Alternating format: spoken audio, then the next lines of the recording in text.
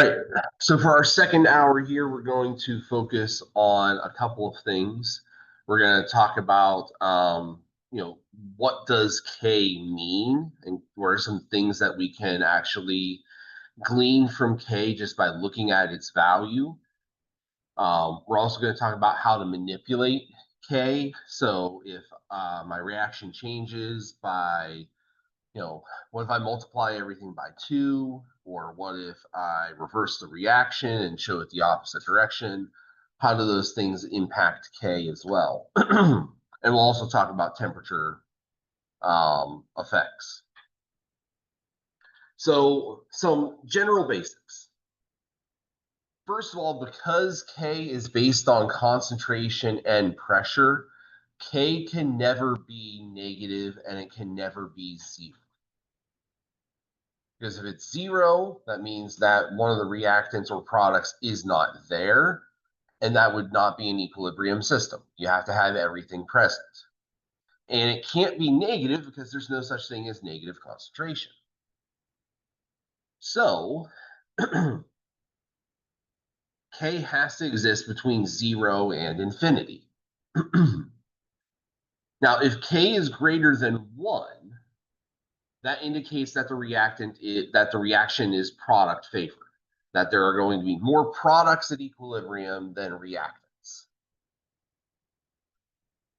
And the greater it is, the more product favored it is. So the reaction that we just looked at, actually 2 ago, we had a K value times 10 to the 9th. That is extremely product favored. It is so product favored that we largely would consider that to be a one-sided reaction. And what you're going to find as we talk through different versions of equilibrium here, the things that we talk about as being going toward completion or going to completion just happen to have equilibrium values that are extremely high. So if K is greater than 1, that's what we're talking about. Now, if K is less than 1, what we're talking about is a reactant favored kind of equilibrium set, where there are more reactants than there are products. And again, the closer that number gets to 0, the more reactant favored it is.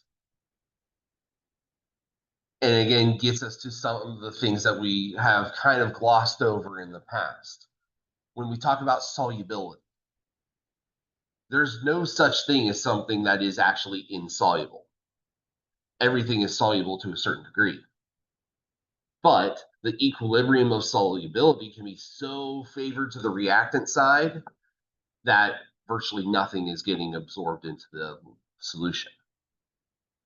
When we talk about solid solubility equilibria in chapter 15, we'll get into a lot more of that kind of detail. But the main idea is that something like calcium carbonate, chalk, we talk about that largely as being insoluble. It's not entirely true.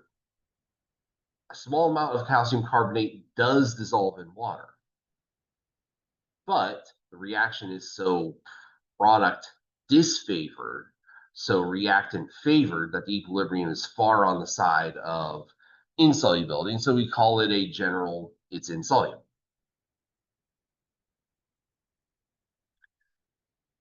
If K is equal to 1, then that means that the reaction is equally favorable for the reactants and the products. And such a thing is pretty rare.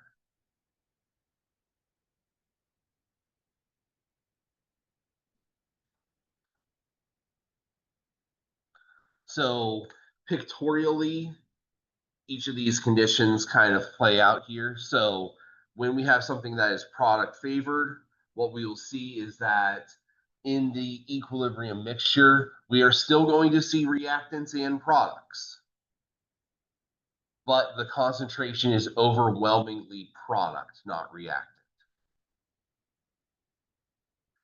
And if it is reactant favored, again, we're going to see both reactants and products, but the overall reaction is incredibly reactant heavy.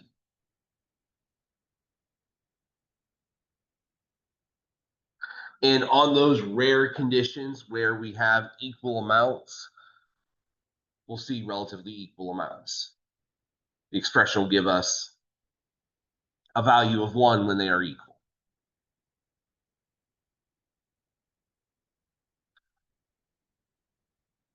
And so with that in mind, let's break out our second question today.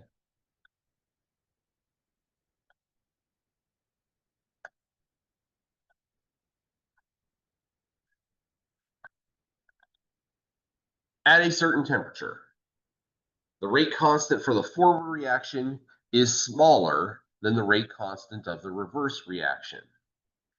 What is the value of the equilibrium constant K in the forward reaction? Now you're given options here, and they are not specific numerical options, but rather ranges.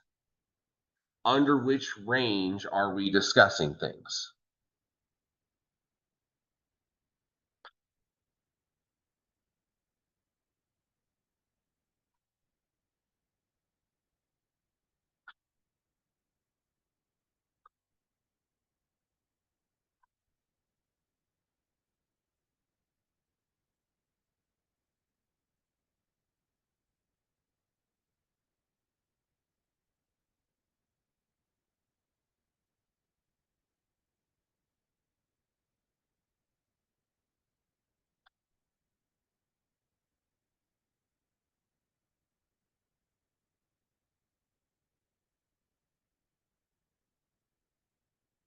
So some things that we want to think about. K, the equilibrium constant, is equal to the concentration of B over the concentration of A.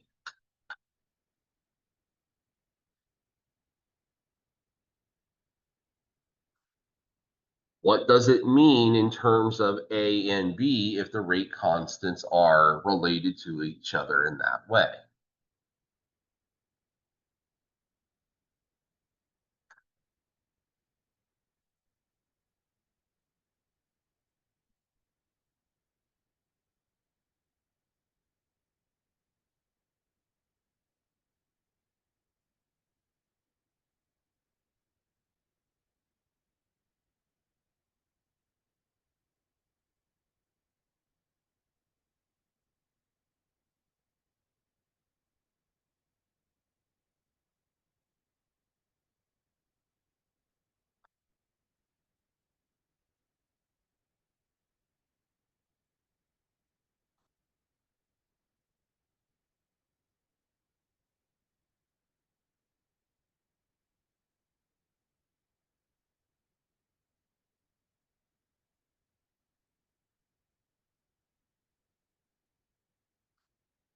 So if you go back to what we did at the beginning of today's lesson, where we derived how we got the equilibrium constant K,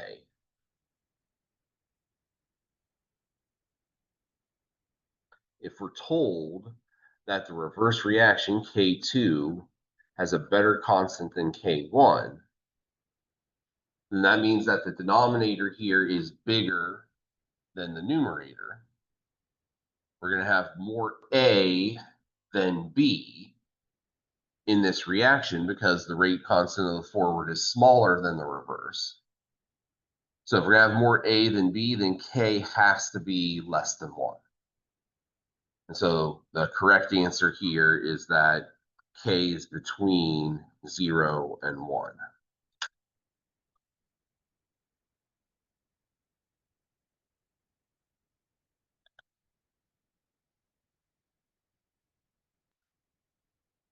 And we all are there, so good.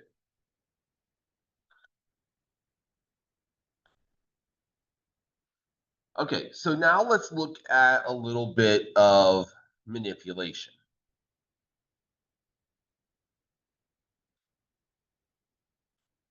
So the last section that we're going to look at today are the factors that impact K, and we're going to start by looking at some stoichiometry stuff. So first of all, we can see, let's say that we have this equilibrium expression here. 2A and B are in equilibrium with C. Well, the proper equilibrium expression for this reaction would be C divided by A squared and B. Why squared? Because, again, in an equilibrium expression, the coefficient becomes the exponent.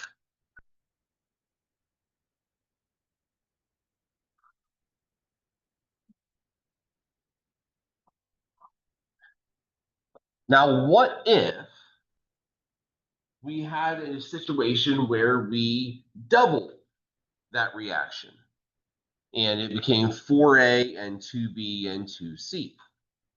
Well, in that scenario, again, drawing it out, I would have C squared, and I'd have A to the fourth, and I'd have B squared.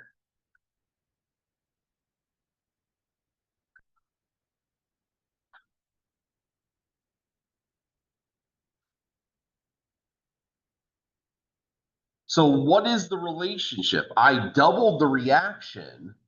What did that do to my rate, or excuse me, my equilibrium constant?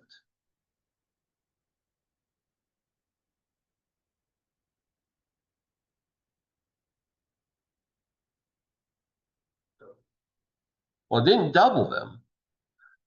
In that case, it would be 2C and 2A squared and 2B. Ava? Yeah, everything got squared. The C went from first power to squared. The A went from squared to the fourth power. The B went from first power to second power. Everything got squared up. So I had to square this to get this. And that is going to be the case anytime we manipulate the stoichiometry of an equilibrium expression. If we know the value of that constant, we're going to apply that same factor exponentially. So reaction 2 was double of reaction 1. K2, this second equilibrium constant, is the square of what the first one was. And so if I know that the first one was, say, 10, I would know that the second one would be 100 because it would be 10 squared.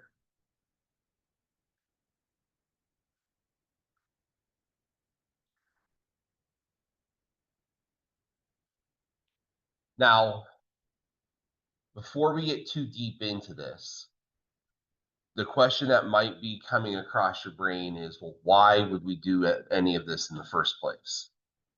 And the answer for you is relatively simple. Hess's law. If you remember back to 105, we talked about manipulating equations and finding enthalpy of reaction, where we could find the enthalpy of a different reaction by adding together other equations to give us that reaction. We can do the same thing with equilibria. The only difference is that with Hess's law, we were adding equations and adding delta H's. In this, because there's a multiplicative factor, what we're going to find is that multiplication and division are going to be the primary means of manipulating these equilibrium constants. So we just saw the first iteration of that here. If I double a reaction, I'm going to square the equilibrium constant. If I triple a reaction, I would cube the equilibrium constant, and so on and so forth. What if I reversed a reaction?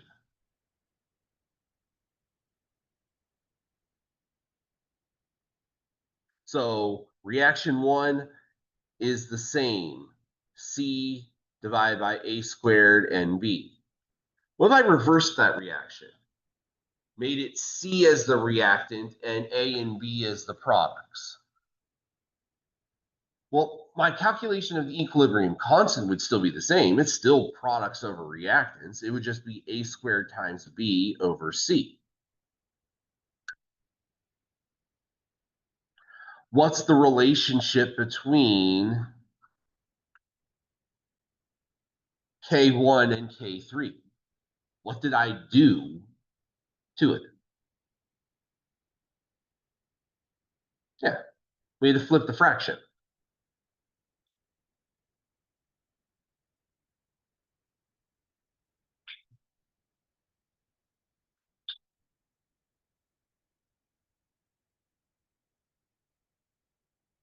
Exponentially, flipping, taking the reciprocal, is x to the negative first. So if I knew what K1 was, K3 would be that value to the negative 1. So again, if K1 is 10, K3 would be 1/10, 0.1.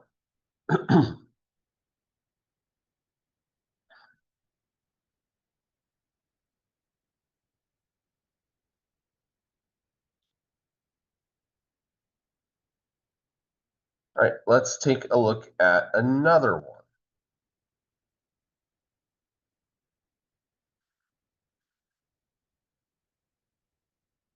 Okay, we did this problem previously.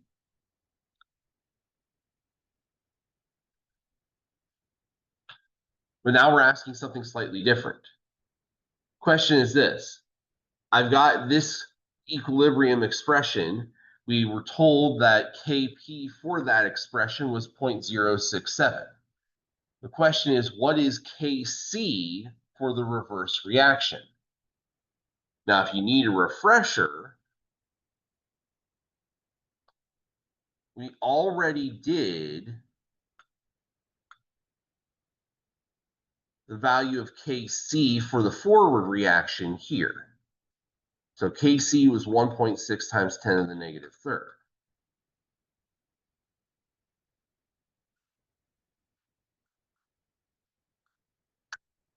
The question to you is this, not what is Kc for this reaction, but what is Kc for the reaction where the NaCl is being created, not decomposing?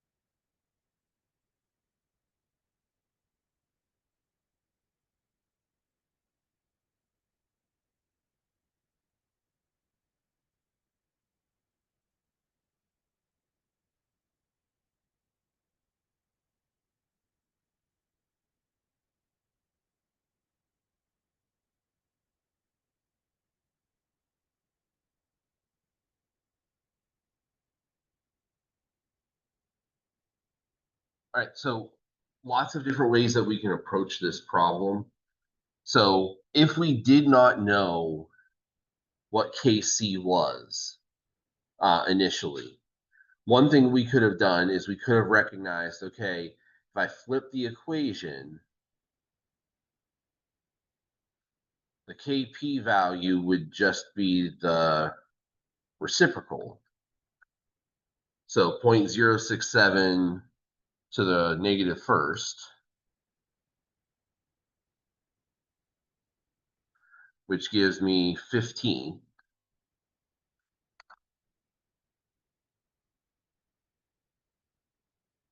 And then I could have done with KP equals KC times RT delta N. Delta N this time would be 2 minus 3, so -1.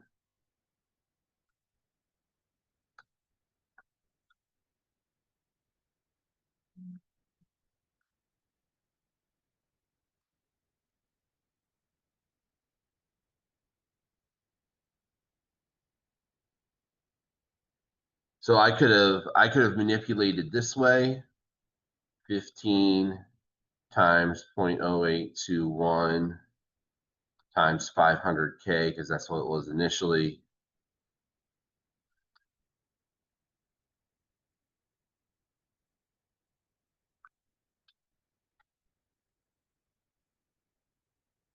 To two significant figures, it'd be 620.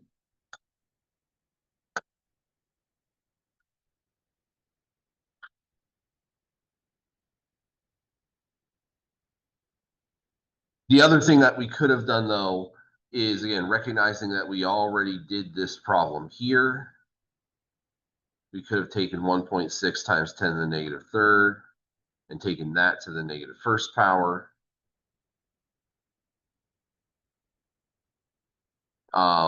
Answer there would have been slightly different. It would have been 630 instead of 620, and that's just a rounding piece. That number in your calculator gives you 625. 625 would round up to 630 with two sig figs. When we did it the other way, going through, 15 times 0.0821 times 500 gave us 615.75. So that's where the 620 came from.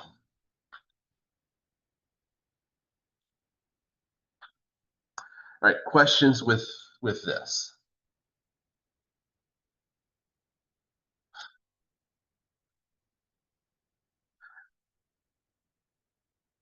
And so this is kind of what I was talking about before. In a reminiscent of Hess's law kind of way, I can put together elementary steps to give me a third chemical reaction. So when we put these together, if I were to add the reactions together, I would see that the C's would cancel out, and I would get 2A plus 2B plus D makes 3E. The equilibrium expression for that would be E cubed over A squared, B squared, and D.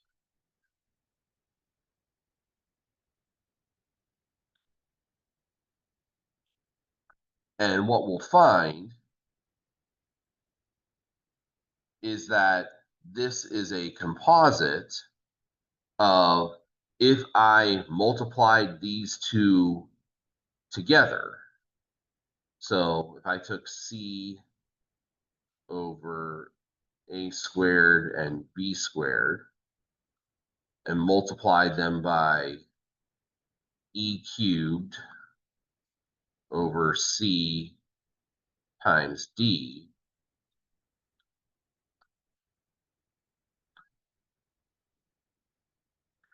the composite of that multiplication would give me the equilibrium expression that way. And so, like I said, in a Hess's law-like kind of way, I can add together equilibrium expressions and come up with the equilibrium constant for that expression by multiplying together the equilibrium constants of the things that were added together.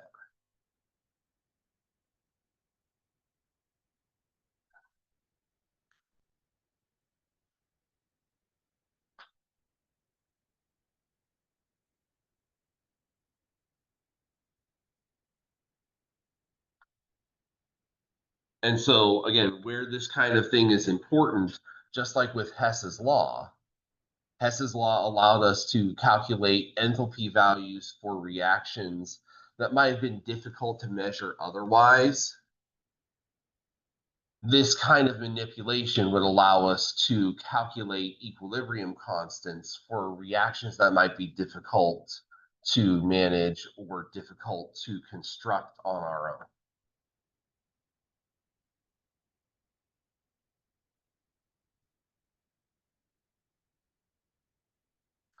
All right, the last thing that we're going to talk about today is about temperature.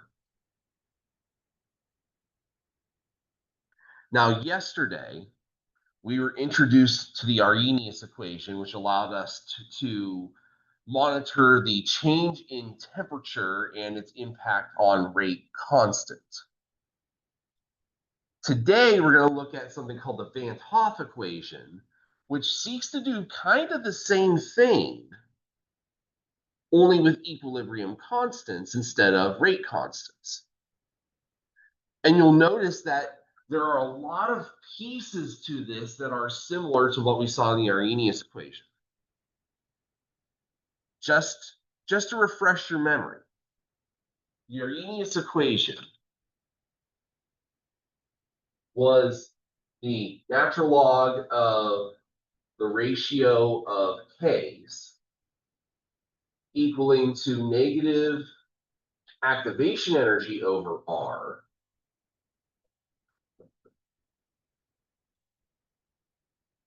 times 1 over temperature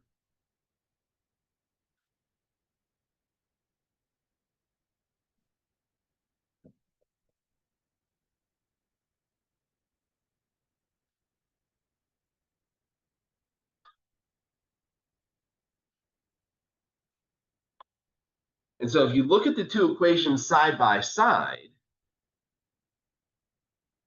what you see is that really the only differences are, instead of rate constants, we're using equilibrium constants. And instead of activation energy being the numerator of that fraction, it's now enthalpy. Otherwise, the two equations are remarkably similar to each other. But what this allows us to do is that this allows us to do some of the same things that we talked about with the Arrhenius equation. In the Arrhenius equation, we were able to estimate activation energy based off of how the rate constant changed with temperature.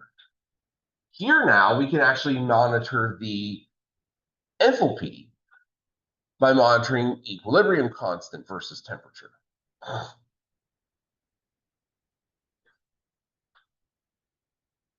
What this also allows us to do is this also allows us to predict how the equilibrium constant will change as the temperature changes.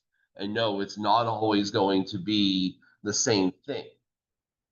Since we're talking about enthalpy here instead of activation energy, it's not a one-sided affair. Activation energy is always positive. And so there will always be a net effect that the rate is going to increase as the temperature increases because of the activation energy always having to be overcome.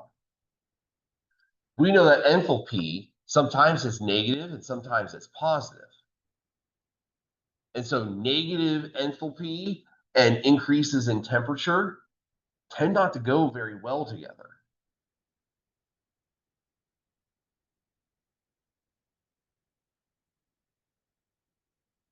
So there is an aspect of this that is different. Temperature dependence of equilibrium constant is not simply raise the temperature, constant goes up. It depends on what kind of reaction we're talking about in the first place. So let's take a look at an example problem.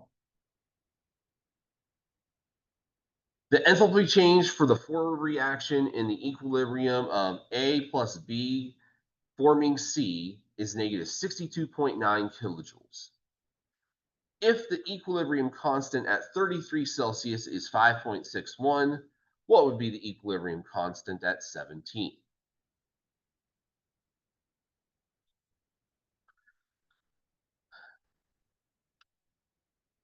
Now, one really important thing that we need to make sure that we are aware of and that we fix.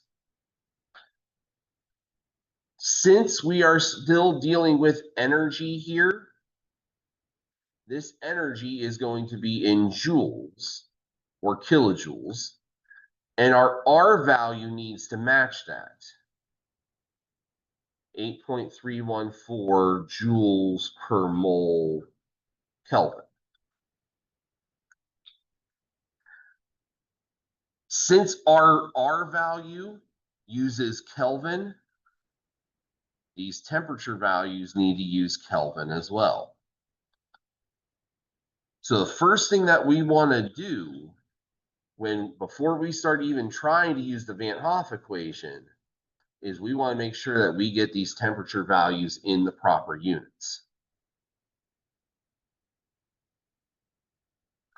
So 17 plus 273 is 290 Kelvin.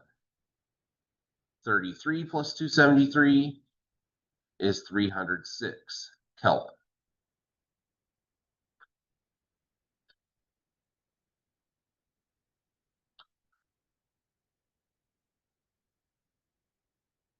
So now we can start to think about the Van Hoff equation here. Natural log of K1 over K2 is equal to delta H over R times 1 over T2 minus 1 over T1.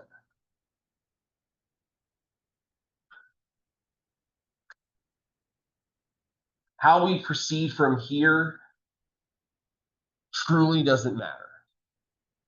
We need to start filling in the values. Since we're solving for something that's inside of another function and expression, it's not going to save us any time to do the algebra in advance.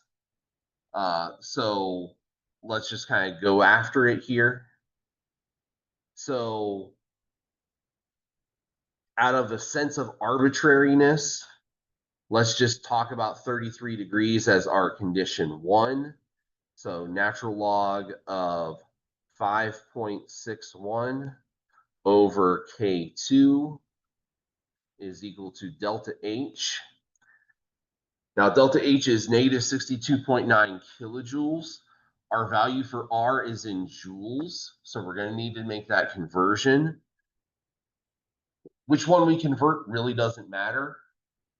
We can convert the kilojoules to joules or the joules per mole K to kilojoules. I find it easier to convert the kilojoules into joules just because I find multiplication easier to slide than the division. So this is negative 62,900 joules over 8.314 joules per mole Kelvin. But again, if you kept that at negative 62.9 and made the R value 0.008314, that's fine too. The important thing is that the joule kilojoule match has to be there. If you don't convert one of them, you're going to get the wrong answer. Okay, T2 is the 17 degrees, so that's my 290 Kelvin. And T1 was the 33, so that's my 306 Kelvin.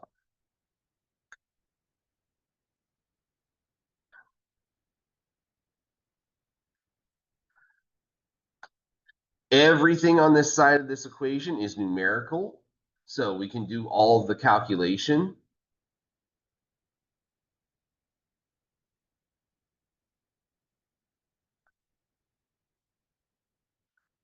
And what we'll see is that all of the units have canceled out. Joules per mole cancel out here. The result of this is going to be 1 over Kelvin. So that's going to cancel out with a 1 over Kelvin here. So I'm going to end up with a unitless number on this side.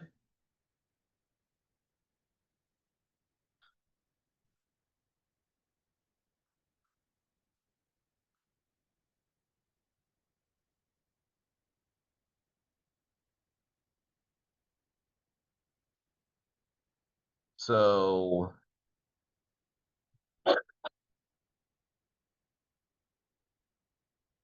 negative 62,900 divided by 8.314 multiplied by the difference of 1 over 290 minus 1 over 306.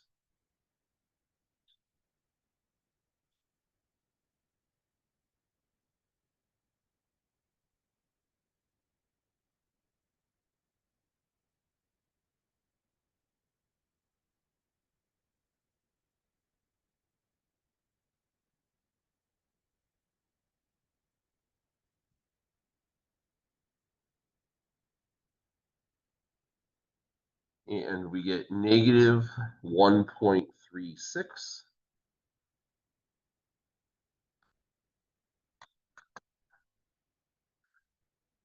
Now, like we saw with a lot of things in last chapter, to get rid of the natural log, we've got to use e. E to the natural log will get rid of the natural log on this side. So 5.61 over K2 is equal to e to the negative 1.36 power. And that would be positive 0.256.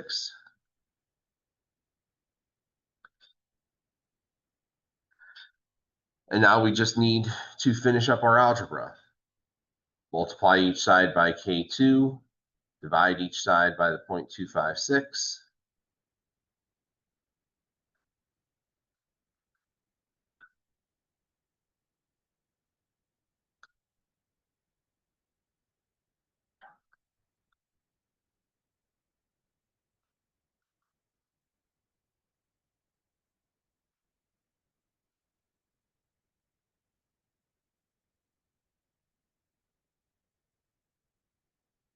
And the three significant figures, we get 21.9.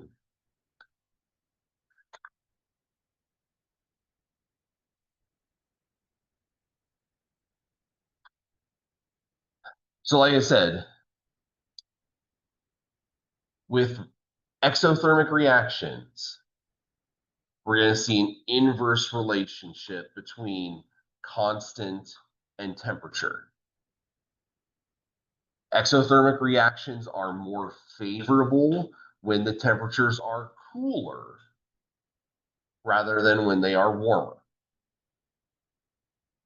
And that seems counterintuitive because everything that we've said thus far in this class has been higher temperatures lead to faster reactions. But we're not talking about reaction speed here. We're talking about the position of the equilibrium. And exothermic reactions are more product favored when it's cooler. One of the reasons for that is because the heat being released counteracts the lower temperature. The temperature's already warm. The heat being released into that warm environment, it's naturally pushing back. And we'll get more into that tomorrow when we talk about Le Chatelier's principle. Questions with this example?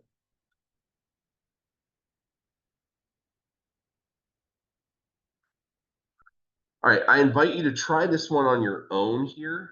I'll walk us through the example and through the answer in a few minutes, but you've got a very similar kind of setup here. What I want you to do is calculate the value of the equilibrium constant at 50 degrees if those are the conditions for the equilibrium at 20 degrees and with its enthalpy value.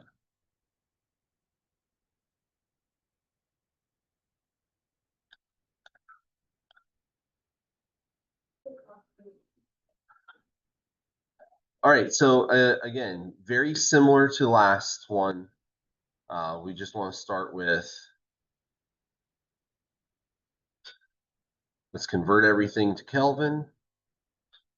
So the two temperatures are 293 and 323. And it's basically the exact same kind of problem. Now, based on what we saw in the last problem, we can make some predictions. This is exothermic, so delta H is negative, just like it was in the last problem. And again, we're talking about a temperature increase this time instead of a temperature decrease. So we should expect that the equilibrium constant will go down in value. And so one of the surefire ways to kind of check yourself is with that prediction in mind. If you come up with an answer here that is greater than 1.35, you made a mistake somewhere, because the prediction here would tell us exothermic increase in temperature, we're going to get a decrease in the value of the constant. And so sometimes it's just an algebra mistake, sometimes it's something more, but we would want to be looking back and seeing if we could figure out what it is that we did wrong.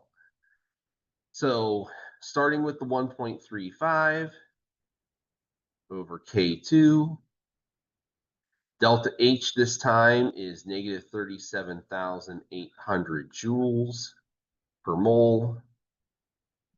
R is 8.314 joules per mole Kelvin. And our temperatures, T2 this time is 323. T1 is 293 K. And so just like with the last problem, all of the numbers on the one side of the equation are all there. So and all of the units cancel. We just need to figure out what the number actually is. So negative 37,800 divided by 8.314 multiplied by the difference of 1 3/23 minus 1 2/93, and we get 1.44.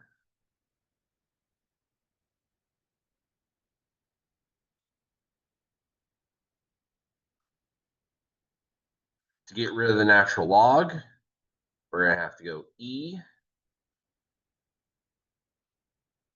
So 1.35 over K2 is equal to E to the 1.44 power, which is 4.23.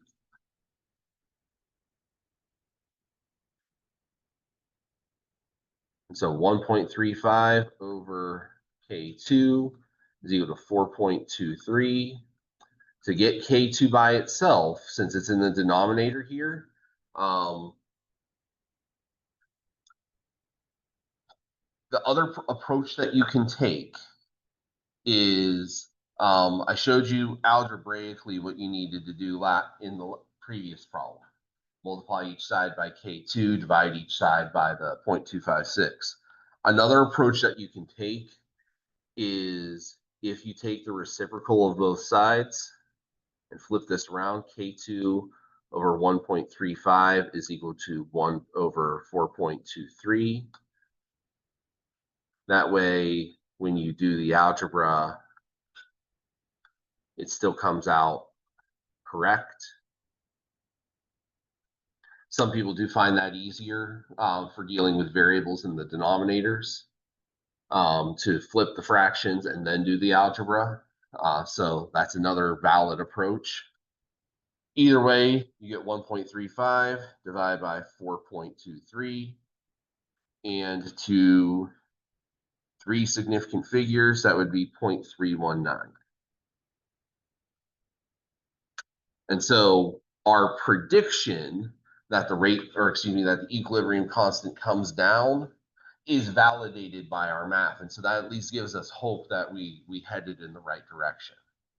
Again, if we had an answer here that was greater than 1.35, that would be cause for us to stop and go back through our mathematical process and make sure that we did everything correctly, that we did our algebra correctly. All right, any questions with this last problem?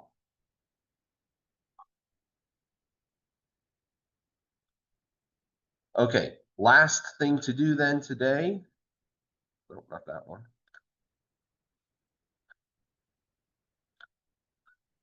Go ahead and get your last participation point for the day. We are going to call it here. So tomorrow, tomorrow we are going to be doing a lot more with equilibrium constants in terms of actually looking at chemical reaction systems. We're going to talk about how we can use the equilibrium expression and something called the reaction quotient to predict the way that a reaction will shift and move. And we'll also talk about how we can manipulate an equilibrium expression to get it to go in one direction or another using something called Le Chatelier's principle. So that's what's up for tomorrow. Just keep in mind for homework assignments tonight, homework 13.1 is the initial assignment. But for right now, we're going to shift gears